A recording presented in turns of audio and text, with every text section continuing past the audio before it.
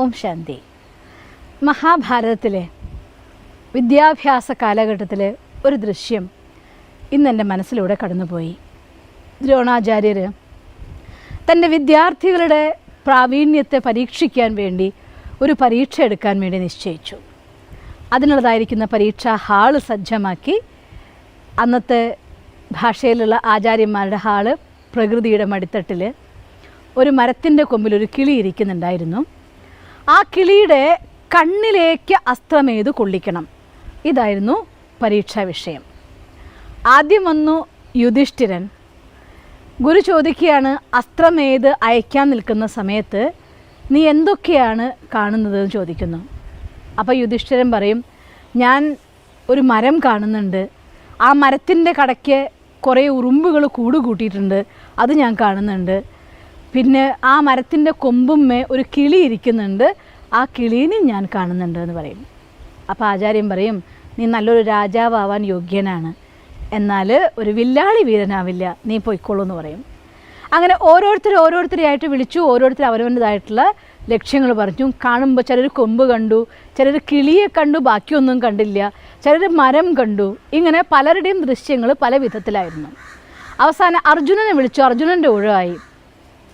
അർജുനൻ വന്ന സമയത്ത് അർജുനനോട് ചോദിക്കുകയാണ് ഗുരു, എന്താണ് നീ കാണുന്നത് എന്ന്.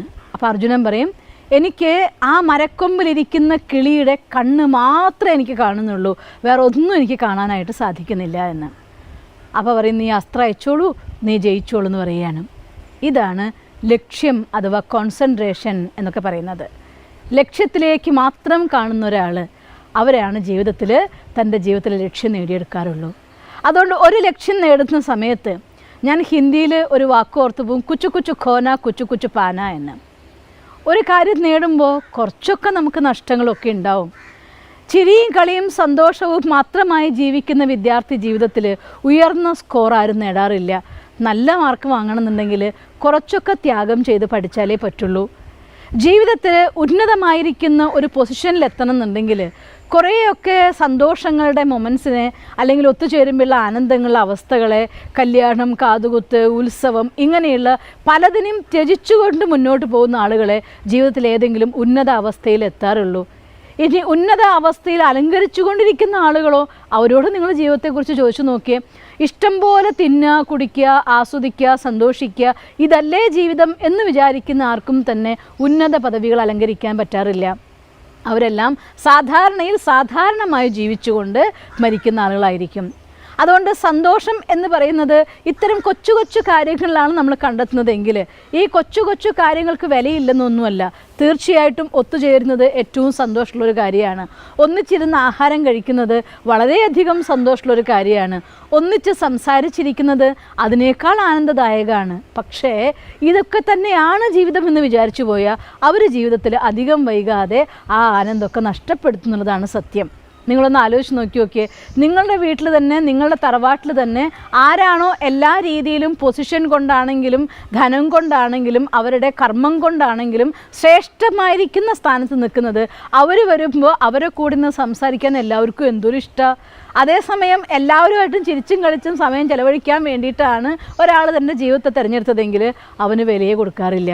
എന്നുവെച്ചാൽ അർത്ഥം സ്വന്തം അധ്വാനം കൊണ്ട് എന്തെങ്കിലും നേടിയെടുക്കുന്നവർക്കാണ് സമൂഹത്തിൽ വിലയുണ്ടാകുന്നത്, കുടുംബത്തിൽ വിലയുണ്ടാവുന്നത്. അവരാണ് യഥാർത്ഥമായിരിക്കുന്ന എൻജോയ്മെൻറ്റ് ലൈഫിൽ ആസ്വദിക്കുന്നത്. അതുകൊണ്ട് ജീവിതത്തെ ആസ്വദിക്കുന്നത് നിങ്ങളുടെ ഫീൽഡ് എന്തുമാകാം.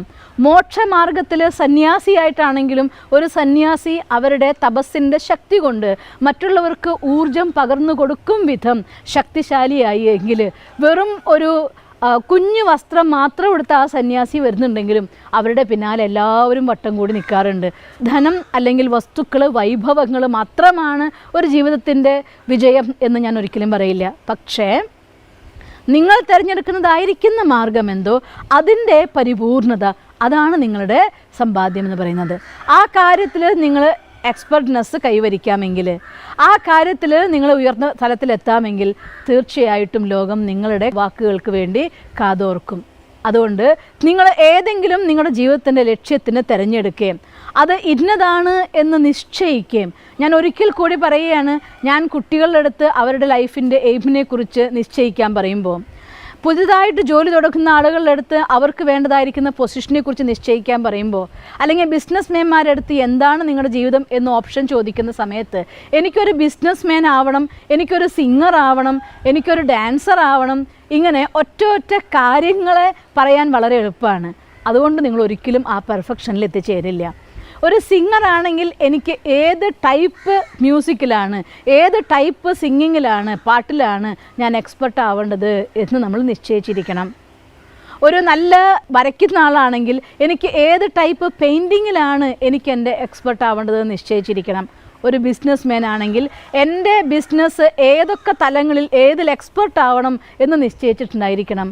അങ്ങനെ തൻ്റെ ലക്ഷ്യത്തെ പൂർണ്ണമായിട്ട് ക്ലിയറായിട്ട് കാണുന്ന ആളുകൾ അവർ മാത്രമാണ് ജീവിതത്തിൽ എവിടെയെങ്കിലുമൊക്കെ എത്തിച്ചേരാറുള്ളൂ. അർജുനനെ പോലെ കാണുന്നത് കിളിയെ ആവരുത്, മരത്തിനെ ആവരുത്, കിളിയുടെ കണ്ണ് മാത്രം കാണുമ്പോൾ നിങ്ങൾ ലക്ഷ്യം നേടിയെടുത്തിരിക്കും. നമ്മുടെ ജീവിതത്തിലും അങ്ങനെ തന്നെയാണ്.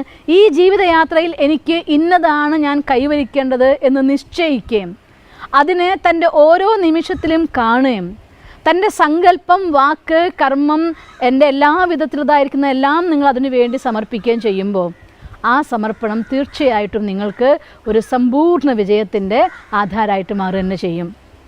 അങ്ങനെ നിങ്ങൾക്കൊക്കെ തൻ്റെ ലക്ഷ്യത്തിലേക്ക് യാത്ര ചെയ്യണമെങ്കിൽ ആദ്യം നമ്മുടെ ലക്ഷ്യം എന്തെന്നതിനെ കാണാൻ സാധിക്കണം. അതിൻ്റെ പേരാണ് വിഷ്വലൈസേഷൻ. എന്താണോ എനിക്ക് വേണ്ടത് അത് ഇന്ന് ഞാൻ എൻ്റെ കണ്ണാടിയിലുള്ള രൂപത്തെ കാണുന്ന അത്ര തന്നെ വ്യക്തതയോട് കൂടിയിട്ട് ഞാൻ ആ കാര്യത്തെ കാണുന്ന സമയത്ത് അതിന് വേണ്ടതായിരിക്കുന്ന ഊർജം എവിടെ നിന്നാണെന്നറിയില്ല. പലപ്പോഴും നമ്മുടെ ഉള്ളിൽ നിന്ന് തന്നെ അതിന് വേണ്ടതായിരിക്കുന്ന സ്കിൽ അഥവാ തോട്ട്സ്, ഐഡിയാസ് ഉണർന്നു വരും.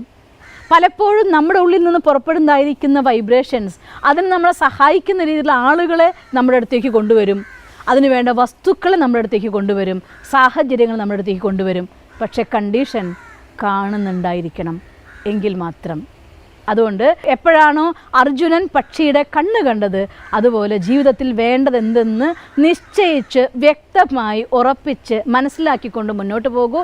മഹാഭാരതം നമുക്ക് കോൺസെൻട്രേഷൻ എന്ന് പറയുന്നത് ദ ബെസ്റ്റ് കോൺസെൻട്രേഷൻ. ഈവൻ കണ്ണടച്ചിട്ട് ഇരുട്ടിൽ പോലും ശബ്ദം കേട്ടുകൊണ്ട് അവിടേക്ക് അസ്ത്രം അയക്കാൻ കഴിയുന്നുവെങ്കിൽ അതാണ് പെർഫെക്റ്റ് ആയിരിക്കുന്ന ധനുർധാരി എന്ന് പറയുന്നു. നമ്മുടെ ജീവിതത്തിൽ കണ്ണിൻ്റെ മുന്നിൽ കാണാത്തതായിരിക്കുന്ന കാര്യങ്ങളെപ്പോലും അതിൻ്റെയും അപ്പുറത്തെന്ത് സംഭവിക്കാൻ സാധിക്കുന്നു എന്ന് നമ്മുടെ ഇൻഡ്യൂഷൻ കൊണ്ട് കാണാത്ത കാര്യത്തെ കണ്ടുകൊണ്ട് അതിന് വേണ്ട പ്രതിവിധി ഉണ്ടാക്കാൻ കഴിയുമ്പോഴാണ് നിങ്ങളും നിങ്ങളുടെ ജീവിതത്തിൽ എക്സ്പെർട്ട് ആവുന്നത്, സക്സസ്ഫുള്ളായിട്ട് മാറുന്നത്. അതിന് ഈ കണ്ണുകൊണ്ടുള്ള കാഴ്ച മാത്രം പോരാ, ഈ കണ്ണുകൊണ്ടുള്ള കാഴ്ച വേണം. അതിൻ്റെ പേരാണ് വിഷ്വലൈസേഷൻ. വിഷ്വലൈസേഷൻ പവർഫുൾ ആവണമെന്നുണ്ടെങ്കിൽ നമ്മുടെ ബുദ്ധി കൊണ്ട് കാണാനുള്ള ക്ഷമതയും മനസ്സുകൊണ്ട് അനുഭൂതി ചെയ്യാനുള്ള ക്ഷമതയും നമുക്ക് വർദ്ധിപ്പിക്കണം. ഇത് രണ്ടും ഡെവലപ്പ് ചെയ്യാനുള്ളതായിരിക്കുന്ന ബെസ്റ്റ് ട്രെയിനിങ്ങിൻ്റെ പേരാണ് മെഡിറ്റേഷൻ. അതുകൊണ്ട് ജീവിതത്തിൽ ഉണർന്ന സമയത്ത് അരമണിക്കൂർ സമയം മെഡിറ്റേഷന് വേണ്ടി ഉപയോഗിക്കുന്നവരാണ് ജീവിതത്തിൽ എല്ലാ വിജയവും നേടിയവർ. അതുകൊണ്ട് കോൺസെൻട്രേഷൻ ഡെവലപ്പ് ചെയ്യുക, ലക്ഷ്യത്തെ ആദ്യം വ്യക്തമായി കാണുക, അത് കണ്ട ശേഷം അതിനെ വിഷ്വലൈസ് ചെയ്യാൻ വേണ്ടിയിട്ട് നമ്മുടെ ആന്തരികമായ ശക്തി ഡെവലപ്പ് ചെയ്യാൻ വേണ്ടി മെഡിറ്റേറ്റ് ചെയ്യുക. മെഡിറ്റേഷന് ശേഷം അതിനെ പൂർണ്ണമായിട്ട് എക്സ്പീരിയൻസ് ചെയ്ത് നോക്കുക. എന്നാൽ തീർച്ചയായും നിങ്ങൾക്ക് നിങ്ങളുടെ ലക്ഷ്യം നേടിയെടുക്കാൻ സാധിക്കുന്നതായിരിക്കും. അത്തരത്തിൽ അതിലേക്ക് അവനവനെ പൂർണ്ണമായിട്ട് വലിച്ചെറിയുക. ഞാനൊരു ബുക്കിൽ വായിച്ചിട്ട് ഓർക്കും, പുള്ളിങ് യുവർ ഓൺ സ്ട്രിങ്സ് എന്ന ബുക്കിൽ ഞാൻ വേർഡ്സാണ് കോട്ട് ചെയ്തത്. Throw yourself into it. അതിലേക്ക് വലിച്ചെറിയൂ നിങ്ങളെ, അതിൽ മുങ്ങട്ടെ. നിങ്ങളുടെ സങ്കല്പം, വാക്ക്, കർമ്മം, മനസ്സ്, സന്തോഷങ്ങൾ എല്ലാം അതിൽ കണ്ടെത്തട്ടെ. എന്നാൽ തീർച്ചയായും നിങ്ങൾ ആഗ്രഹിക്കുന്ന സ്വപ്നം നിങ്ങൾക്ക് സത്യമായിരിക്കും.